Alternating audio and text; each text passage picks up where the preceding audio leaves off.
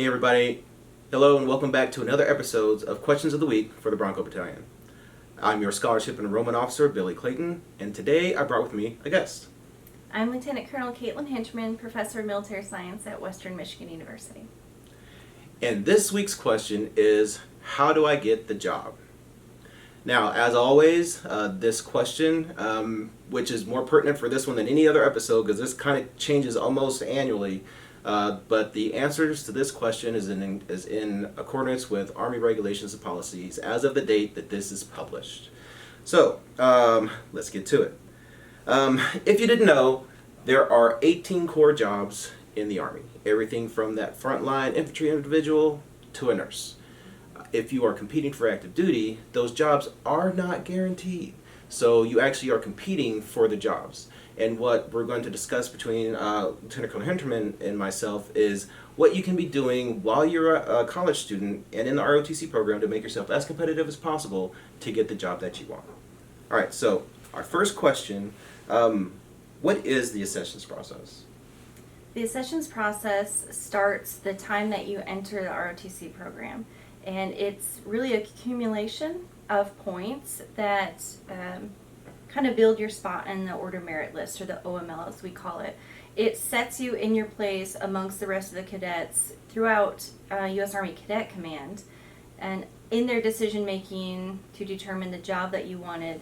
There's a few different steps of the process having to do with interviews and different ways that you can earn points.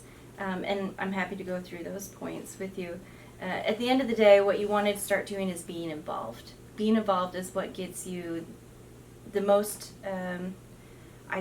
points, the most vision from your leadership, from your instructors, so they can see the good stuff that you're doing, and that's going to get you a stronger evaluation and rating. So we talked a little bit about the points. So how can a cadet make themselves as competitive as possible to get the job that they want? And so we kind of look at a student, leader, athlete type of construct, and as a student you want to have a high GPA. That's going to get you points. Each category has certain things in it that are going to get you points. We have something called an academic mix, and it's where you have maybe a stronger or a more challenging degree than that gives you more points. So maybe you're an electrical engineer or any STEM degrees. That's going to get you more points than if you're a recreation major or general studies type of major. So that is some of the points within the student category. Also in the student category is strategic languages. It's not enough if you already speak the language fluently, unfortunately. But we have points for strategic and non-strategic languages if you're taking those classes at Western or at the university connected to Western. You can also do a study abroad. That will also get you some new points, but it has to be done before the end of your junior year in order for those points to count. I'm sorry, that's the student category. You want me to go on to the leader? Yeah, please. Okay. Knock out the rest, please. Yeah, so in the leader category, you're going to want a strong advanced camp score. That's the cadet summer training that you attend after your junior year, the summer between your junior and senior year. So you're going to want a strong camp score. That's kind of on us because we train you during the entire ROTC process. So we will make sure that you come out with the ability to obtain a strong advanced camp score. You'll also have a PMS ranking, so I, or the current PMS in the program, will just kind of watch you and observe and supervise the stuff that you're doing as a leader, as a scholar, as an athlete, and we'll give you feedback. And we'll, at the end of your junior year, at the end of CST, we'll do a write-up, kind of like a senior rater evaluation, on how far we think you've come, where you sit in your line of peers in your class, and some of your strengths and attributes that they should apply.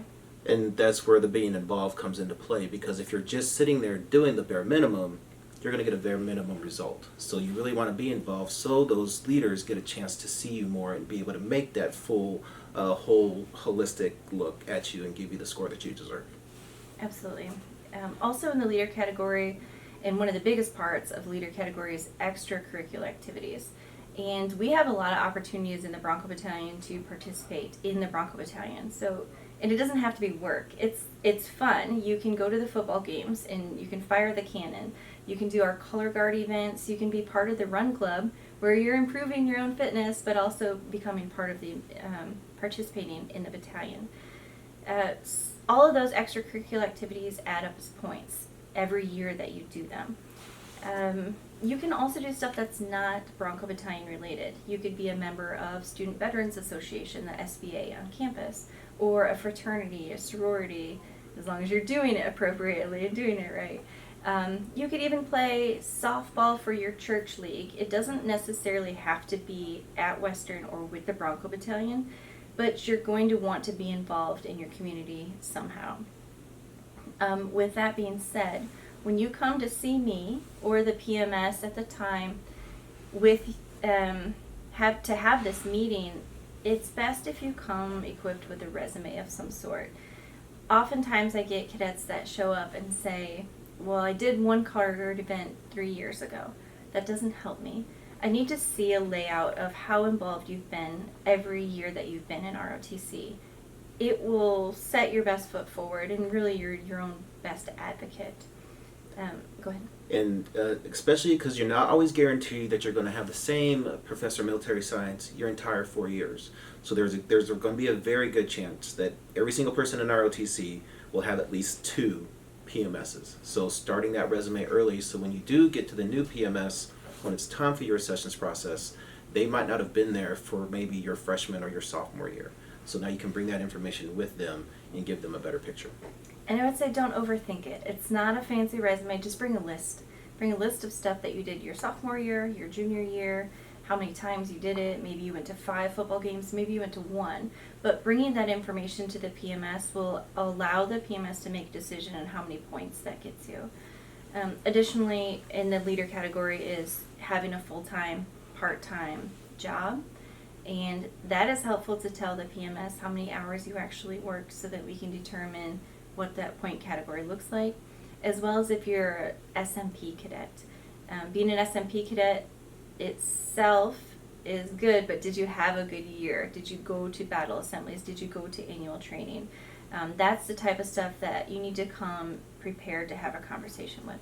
And and the SMP cadet are those individuals who are currently serving in the National Guard or the Army Reserve and is doing ROTC at the same time. And lastly, in the athlete category or physical outcomes, it's your AFT score, your Army Fitness Test. The stronger the better, the higher the better. And additionally, any athletic teams that you're on. So it doesn't have to be varsity sports at the university. Like I said earlier, it could be your softball league where you're being part of your community. You could run some 5Ks. Really just pick whatever's of interest to you and have fun. Do those things, but then you also get points for them in the Scholar Athlete Leader construct. Yeah, so if you are club sports, intramurals, all those different things that the university has to offer, any RSOs that are sports related, like the Row Club, lacrosse, all those different things count. And again, in school or in the community. All right, so next question. So we did talk a lot about like this is kind of how it works for active duty, but there are still those individuals who are looking at the Army Reserve or the National Guard. So is the process the same if the cadet is in the Army Reserve or the National Guard? It's similar, and I'm really happy that in the past couple of years the Army Reserve has kind of fallen in line with the same active duty process. They do look at your OML, they do look at your involvement in the ROTC program. And then the National Guard, to me, it's sometimes, and that's my experience, but every state or every program might do it differently. I've been contacted a few times by the National Guard. Send me their accession sheet so they can see how involved the cadet actually was. But then other times I haven't been contacted. So, but no matter what, you want to be an active part of the program, because when it is time to have this discussion, you don't want to leave any question on the table. So the other big thing is when it comes to job selection in the Army Reserve. Once an individual has, like, they know they're going into the Army Reserve and it's time to select that job. Is it a competition type of thing, or do they have a separate process for selecting the job that they would like? There's still an OML. Okay. You're still gonna request the branches that you want. You're still gonna request the location that you want, and the Army Reserve department, maybe at U.S. Army Cadet Command, is going to decide which branch you'll get in the Army Reserve and what location you'll be starting your career with. And that's kind of the same for the National Guard. With the National Guard, each state has what's called an officer strength manager, whose job is to make sure that the state has the amount of officers it needs in the jobs that are needed. So let's say you're in the state of Michigan and you want to be a military intelligence officer. You reach out to the officer strength manager, and for some reason the state of Michigan is in excess, or they have too many, and they don't have a National Guard or a military intelligence slot available for you. You have the option to either change jobs if you want to stay in the state of Michigan, or you can look in another state and see if Indiana or Ohio or Kentucky or Tennessee. If you want to see what an earthquake feels like, you can reach out to California and see if California National Guard has military intelligence openings. And that's kind of how that works. But all the same attributes of the SALs that Colonel Hinterman talked about earlier are still part of that unit or that state wanting you as an individual.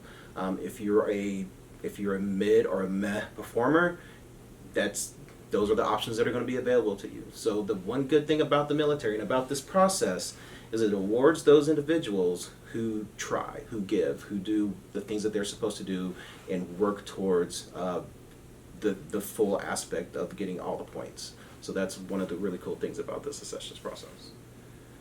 And then our last question. What is the one part of the accessions process that you have seen cadets frequently neglect but could help the most?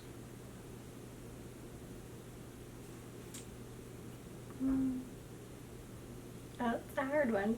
I think something we haven't talked about yet is probably the interviews. And some cadets try very hard at the interviews, and some cadets just like to roll the dice and see where fate takes them.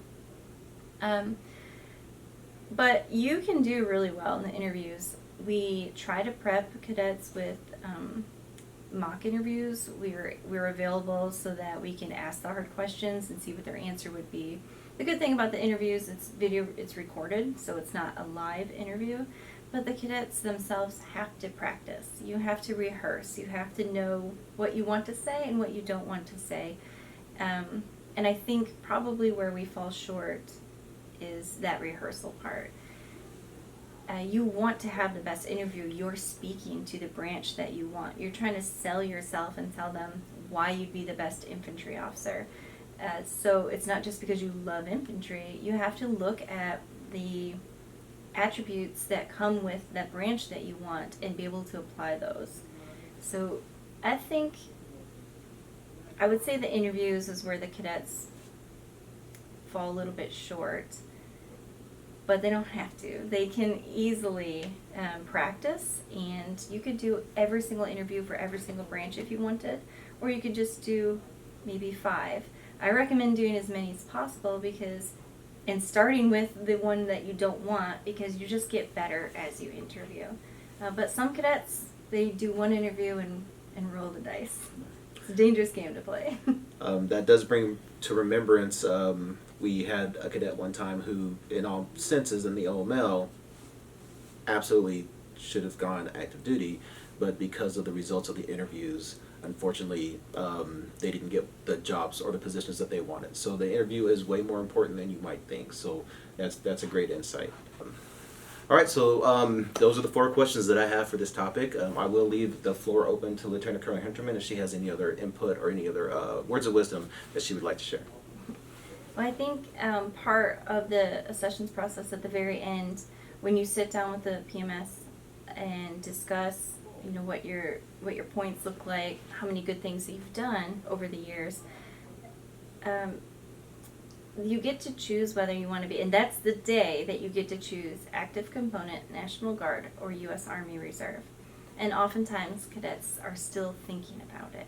it's not time to think about it anymore. So I would say in that preparation for your meeting with the PMS, when you're bringing your list or your resume of experience with you, do your homework. Know that if you want to go active duty, National Guard, Reserve, or have some questions prepped to have that conversation with your PMS so that you can make your decision there. Also know what branches you want. List it out 1 to 16, 18, 1 to 18, and think through what you're good at. So if you're really good at organizational skills, you might want to go with logistics. If you love being in the field and you want to get down and dirty, you might want to be in infantry. What is interesting to you? What are your natural tendencies that you go to? And there is a really good site called VBO, Virtual Branch Orientation, is it? Or Virtual Branch Online. That program will go through every single, I guess, characteristic and attribute of that branch and how you can apply your own skills to it. And poke through there and see if any of that is interesting to you. But that meeting is the time that you get to choose which branch and which component you want to be a part of. Yeah. Thank you so much. You're welcome. All right, so that concludes this week's segment of Bronco Battalion's Questions of the Week. Don't forget, go down to that below us and like and subscribe to the channel. And as always, remember, Broncos lead the way.